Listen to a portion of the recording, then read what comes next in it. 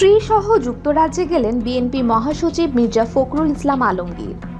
শনিবার ৩০শে নভেম্বর সকাল ৮টা ২০ দিকে বাংলাদেশ বিমানের একটি ফ্লাইটে রাহাত আরা বেগম সহ ঢাকা ত্যাগ করেন তিনি। এর আগে সকাল ৭টা ১৭ বিমানবন্দরে পৌঁছান মির্জা ফখরুল ইসলাম আলমগীর।